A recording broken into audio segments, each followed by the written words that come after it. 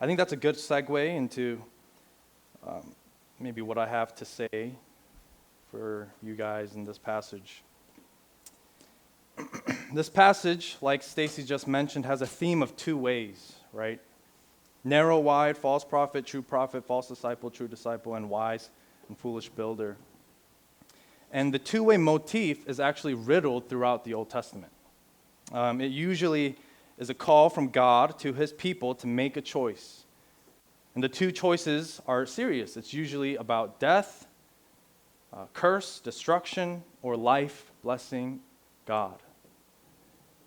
And so it is a serious passage. And the Old Testament, Matthew's gospel specifically, how he differs from Mark or Luke, is that he really tries to intentionally make a connection between Jesus and the fact that he is the fulfillment of the Old Testament, and that he is the one that the prophecies talk about.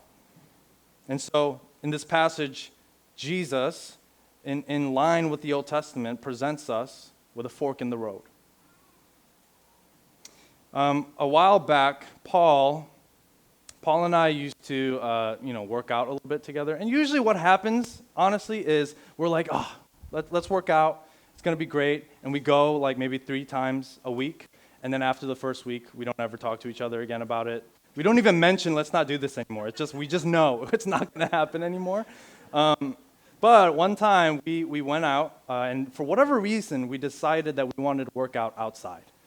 I don't know why, but we did. It must have been nice weather. And so we found this like big, patchy, grassy area, and we were like doing burpees. I don't really remember, but we saw like these 3 girls like walking back and forth, and they're like, no, not like that.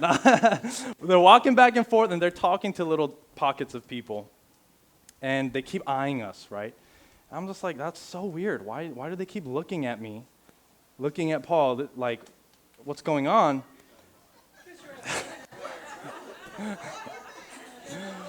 That is not why. You will see, once we ended our workout and we were getting ready to leave, they walked up to us and they introduced themselves, and it turns out that they were Christians.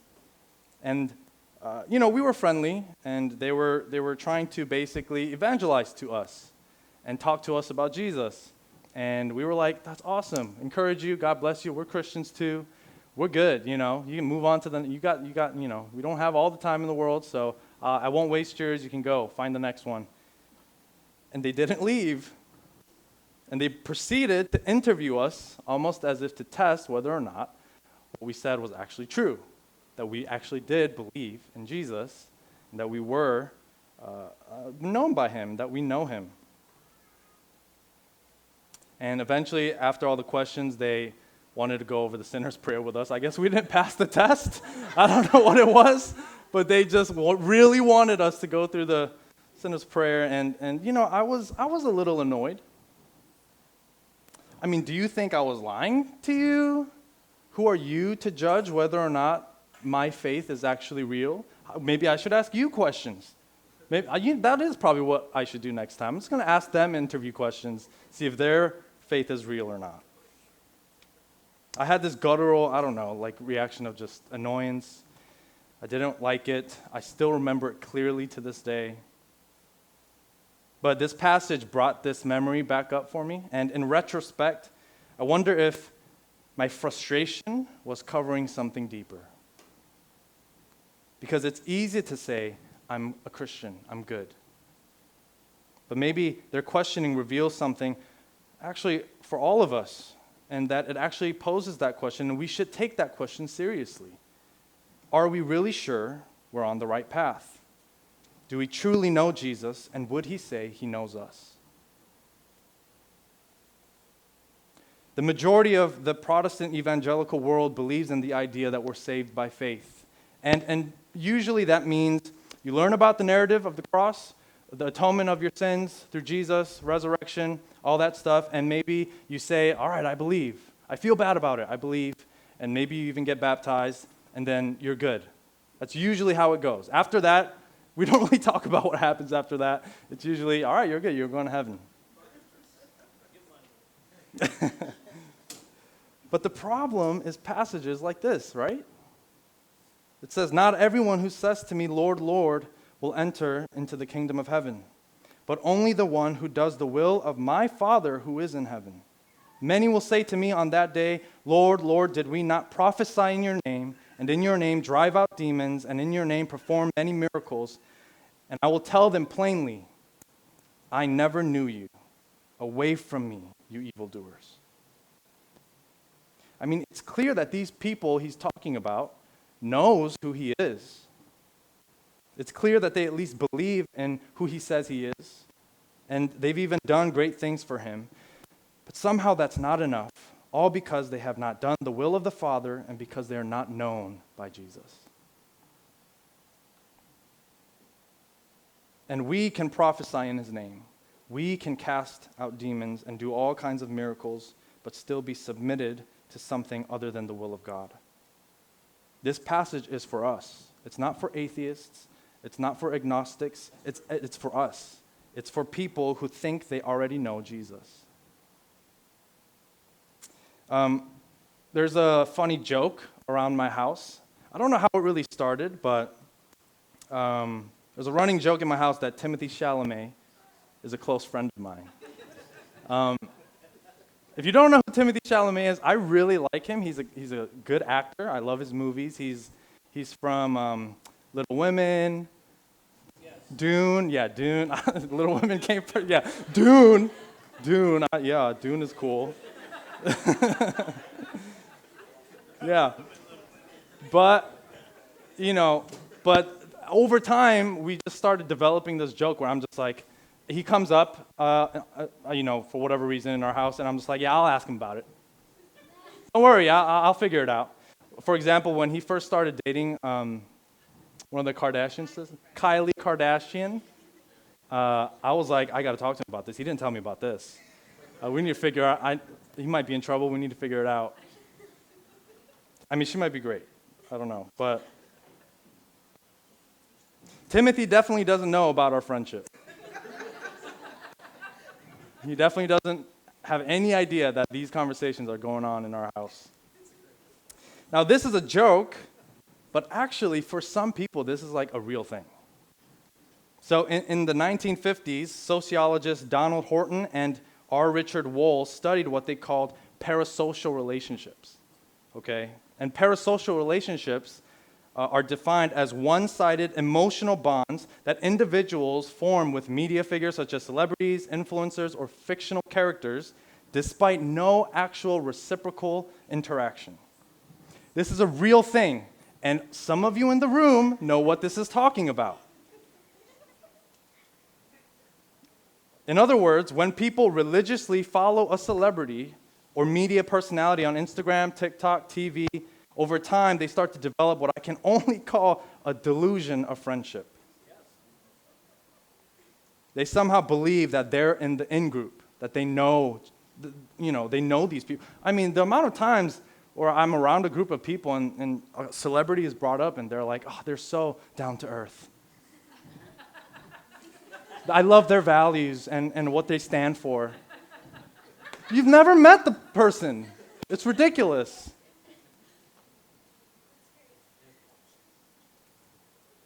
They found that these people deceive themselves into feeling even emotional support, a sense of belonging, friendship, and it's to the point where people sometimes start prioritizing parasocial relationships over real-life interactions. And the scary part is that there is a possibility for us here that we might be doing the same thing with Jesus.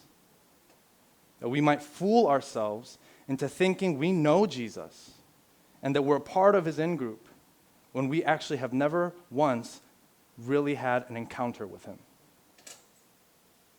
J.I. Packer once said, "A little knowledge of God is worth more than a great deal of knowledge about him." All of us in this room call Jesus Lord. And not only that, we're missionaries. Many Christians and non-Christians alike would look upon what we are doing here at the Underground, what you are doing, and be amazed at the ways we put action to our beliefs. But action and your belief and any combination of the two do not matter if you and the people you serve are not having real encounters with King Jesus. No matter how intellectually beneficial your Bible study is, if the person of Jesus is not encountered, if he's not there with you, you're wasting your time. It reminds me of Luke 23, that man on the cross next to Jesus as he was about to breathe his last breath. And while everyone is belittling him, ridiculing him, this man on his left, right, I don't remember, but this man next to him, he says, Jesus, remember me when you come into your kingdom. And Jesus answered him, truly I tell you today, you will be with me in paradise. This man didn't know theology the way that we do. He doesn't seem to have done much for the kingdom either. But he had a real encounter with Jesus, and he understood that Jesus was a king of a kingdom. You could see in the way he talks and in the phrasing of his words. He knows, and he has this confirmation in his own mind and his own heart that he is actually a king of a kingdom. And he says to a king, remember me.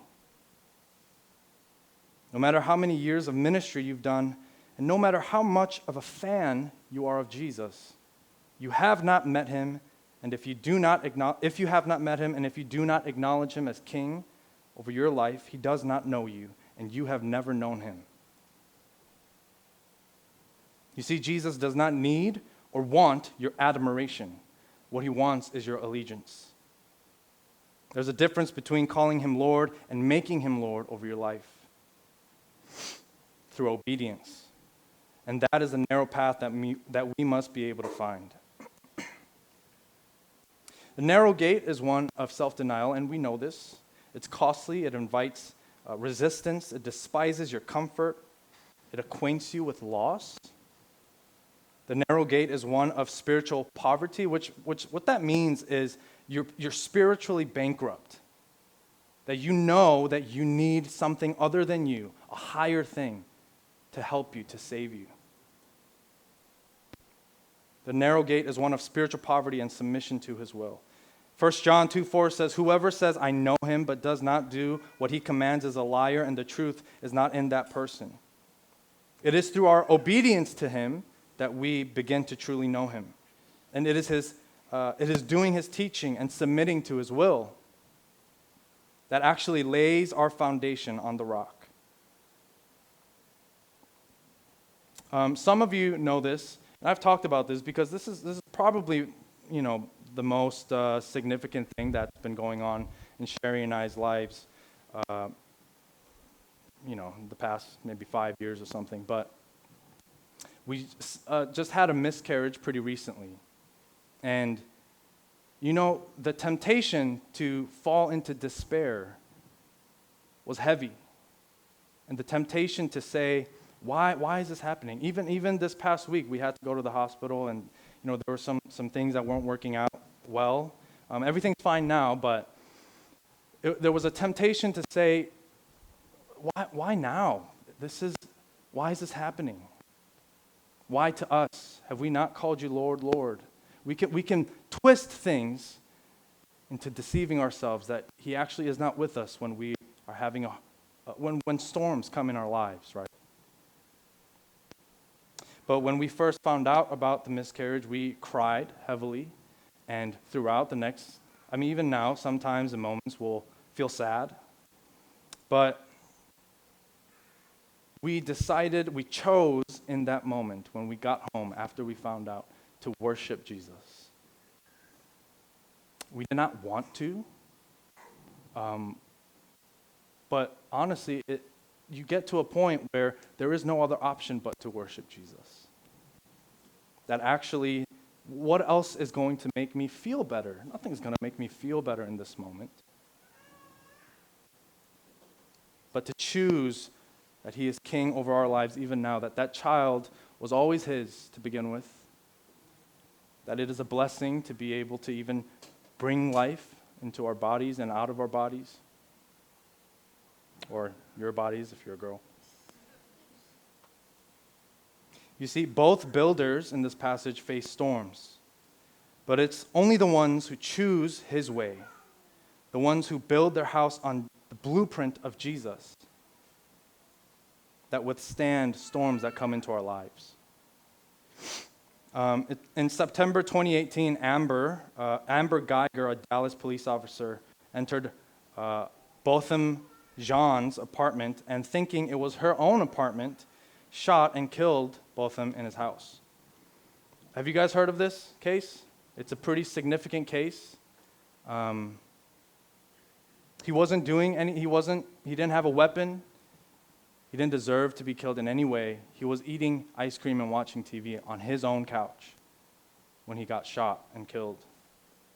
And it was a terrible, infuriating situation for all people across the country, understandably. And it's something that should never have happened.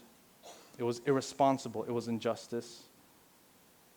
And Amber got sentenced to 10 years of jail time for murder, which was a win for a lot of people because it had to do with the accountability of our justice system, that she wouldn't get away with that, even if it was a mistake or whatever it was, that there would be justice. But what added to the controversy, and a lot of you guys know this in this case, was his brother, Brant Jean, his words to his brother's killer, Amber, during the trial. So I have this video for you, if you can play it really quick. I can speak for myself. I forgive you. And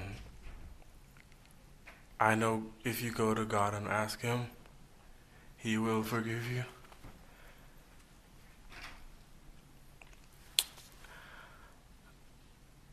And I don't think anyone could say it. Again, I'm speaking for myself, not even bad for my family. But I love you just like anyone else. And I'm not gonna say I hope you rot and die just like my brother did, but I personally want the best for you. And I wasn't gonna ever say this in front of my family or anyone, but I don't even want you to go to jail. I want the best for you. Because I know that's exactly what both of them would want you to do. And the best would be give your life to Christ. I'm not going to say anything else. I think giving your life to Christ would be the best thing that both of them would want you to do. Again, I love you as a person.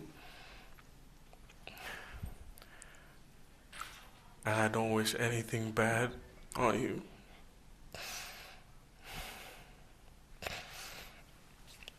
I don't know if this is possible, but can I give her a hug, please? Please? Yes.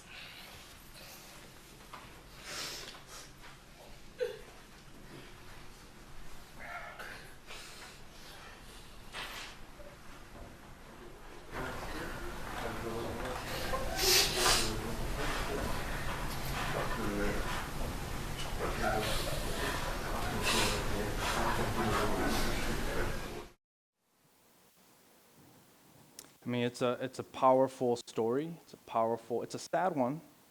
It's still right to feel angry. But the person who most deserves to be angry is Brant, their family. And in what was probably one of the heaviest storms of Brant's life, he made a decision. You think he wanted to say that wholeheartedly? Maybe he did, but a lot of us in this room in the same situation, we would have to make a choice. We would have to make a choice.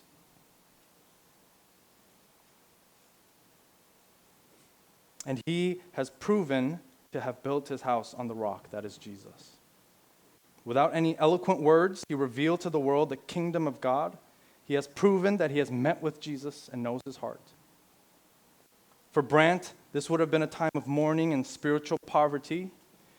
He could have been angry or resentful, and no one would have blamed him.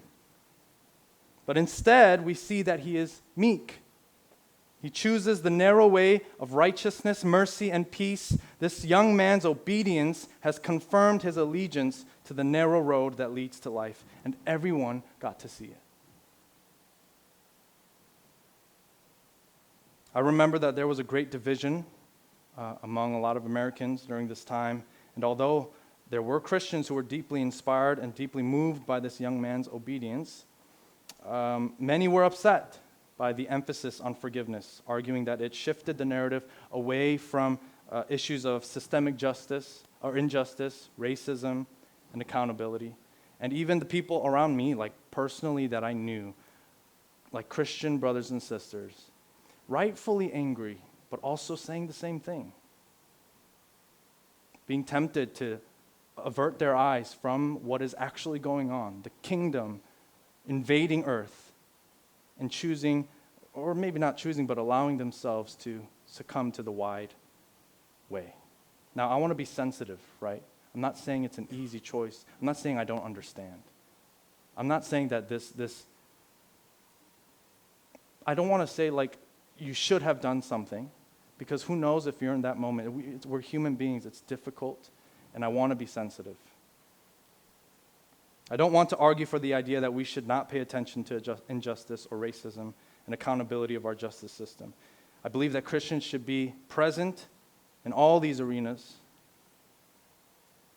But I would like to contend that it's only when the narrative completely shifts toward the kingdom and only when all eyes are on the king that injustice, racism, oppression, and evil is eradicated. And it's through those who have met with the Lord, through those who know him intimately and put Jesus on the throne of their lives, that the kingdom invades. I know Aaron shared a story about the Philippines, our trip, and we're not trying to rub it into your face about how great it was, but I do want to share a story from Manila. Yeah, come with us on the next one, that's right, yeah. Well, Aaron and I were in the same group. We're in the same area, in the same slum. And right across the street of our slum, and apparently this is like common in the Philippines, where like extremely poor people live like on this side of the street, and then you just go down like a block and a half and cross the road, and there's a bunch of rich people. And in that little rich area, there was a place called Walter Mart. Is that what it's called? Walter Mart? Yeah. Isaiah was with us as well. It was funny because we called it heaven because it was the only place with like really good AC. I was just wet the whole time I was there, guys. There was not a dry moment. I had heat rashes. It was terrible, but oh God, heaven and the wind of the Spirit that we found at Walter Mart.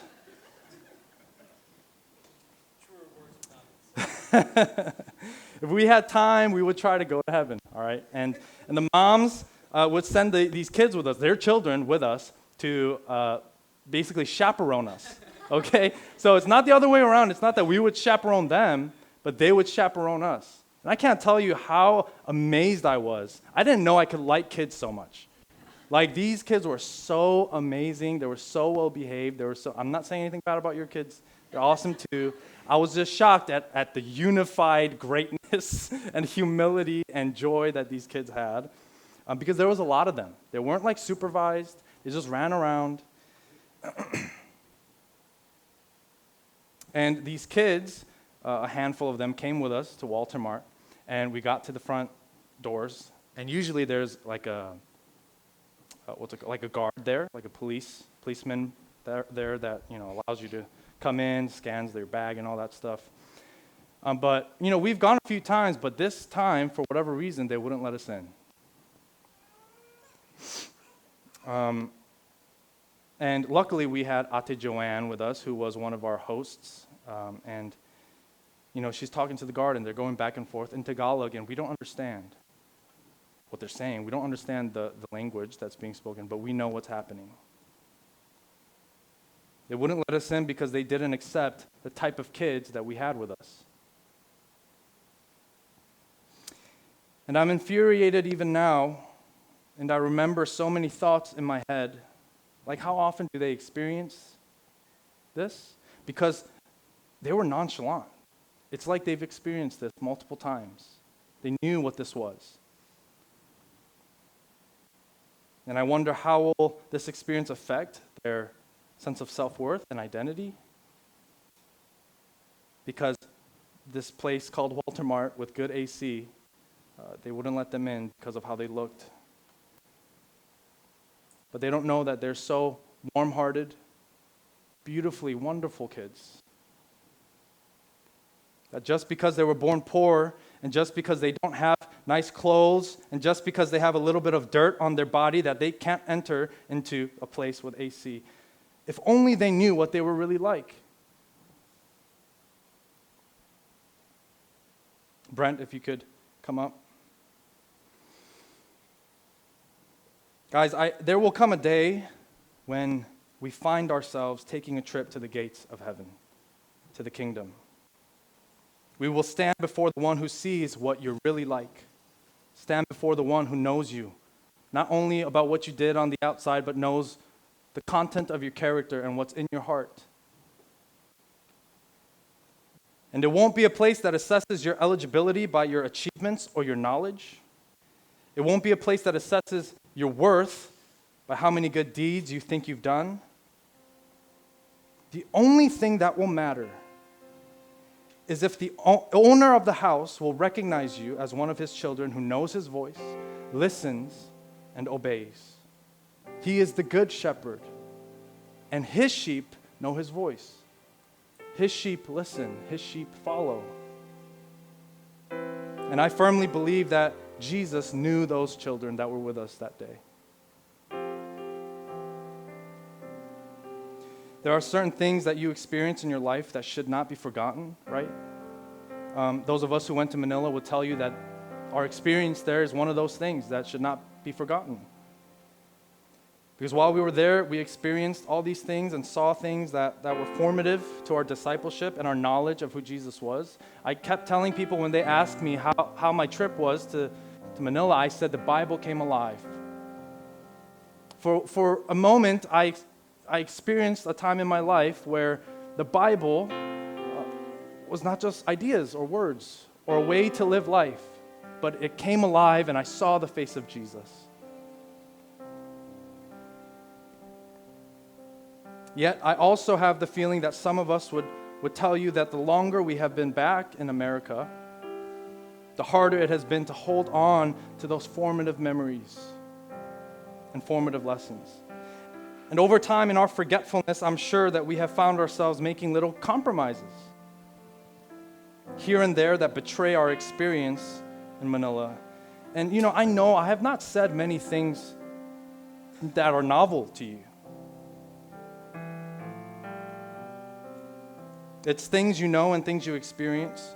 And the beauty of the underground is that most of us take Jesus' kingship in our lives seriously.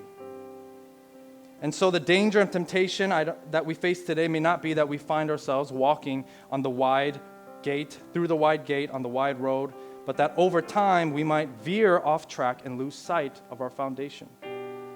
Lose sight of that first moment that we encountered Jesus. Maybe you over time have begun to serve others in your microchurch or have discipleship relationships out of obligation or expectation because that's just what the underground does. Maybe over time you find yourself praying and worshiping out of a habit or routine rather than a heart that genuinely seeks to encounter God. Maybe over time you start resolving conflict through worldly tactics like avoidance, gossip, aggression, rather than the biblical principles of reconciliation, forgiveness, and peacemaking. And by the way, that does apply to the inside of your car. The amount of times I hear people saying, I have road rage, and I'm one of these people. It's the little things, right? I think time is our enemy. Where do you make little compromises in your life? This morning, I want to encourage you to investigate your lives deeply. And I'm talking about your finances, your daily habits, your relationships, your calendars. Is Jesus king in your life? And have you continued in the perseverance of the narrow way that is to seek his face and to know him and to encounter him?